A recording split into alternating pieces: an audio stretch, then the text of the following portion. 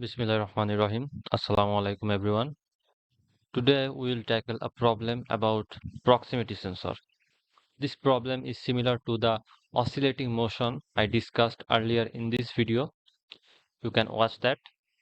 In that video, I solved the problem with limit switches. But in this problem, I have to use the proximity sensor instead of the limit switch. You probably know what a proximity sensor is. The proximity sensor doesn't physically connect to the cylinder end. Rather, it measures the cylinder rod position from a distance. Let's see the problem statement. The problem states that oscillation of double acting cylinder using end positioning with proximity switches. So let's go back to the oscillating motion problem. Here I'm going to use this circuit. So you already know the working of this circuit. Here I just have to change two things, then the problem will be solved. Can you guess which part I need to change? If you are thinking about this limit switch and this limit switch, then you are absolutely right. Now let's erase this and draw a proximity switch.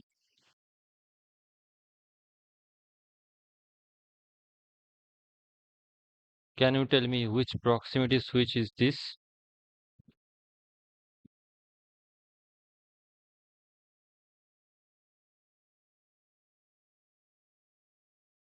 So do you know which proximity sensor is this?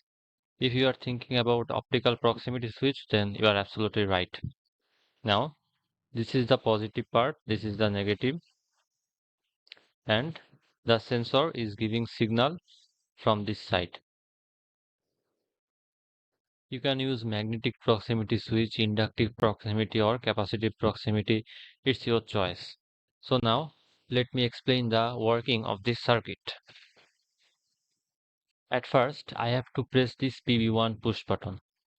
This contact is closed. Current will flow here. K1 is energized. This normally open contact will get closed. Then a permanent connection is made through here. And this make switch also closes because this is triggered by this relay K1. So a connection is made, activating the proximity sensor, and this proximity sensor will sense the A0 position.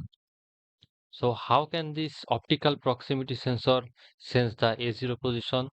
It's very simple. The rod end is specially made so that it illuminates and it can easily trigger the optical proximity sensor. Because of that, at A0 position, this proximity sensor or optical proximity sensor will give a signal to this K2 relay. This K2 relay energizes, this switch closes, and this Y1 solenoid will get activated. Left side of this 5x2 DCV actuates and the cylinder moves to the A1 position. At A1 position, this rod end illuminates and activating this optical proximity sensor, which is sensing the A1 position.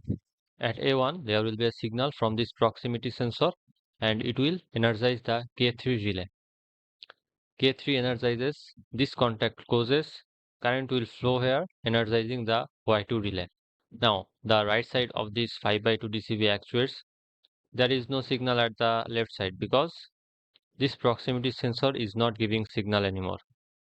And due to that, this Y2 energizes and the right side of this 5x2 DCV actuates, and then the cylinder goes back to the A0 position from A1.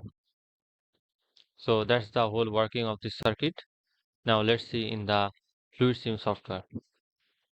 Here I already made the circuit. I exactly did what I explained, and this is the proximity sensor. To be more specific, this is the optical proximity sensor, and this sensor is sensing the A0 position. We have to change the identification or label to A0 so that this sensor can sense that part. Similarly, this proximity sensor is sensing the A1 position of the cylinder. Now let's simulate. Pressing the start button.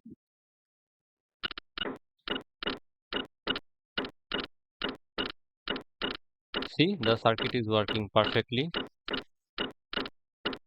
The proximity sensors are sensing A0 and A1 position very precisely and thus giving a oscillatory motion.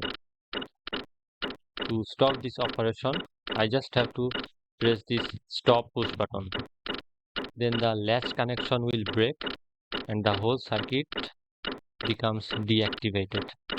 Let's push it. You can see the latch breaks and the operation also stops. So that's the overall solution.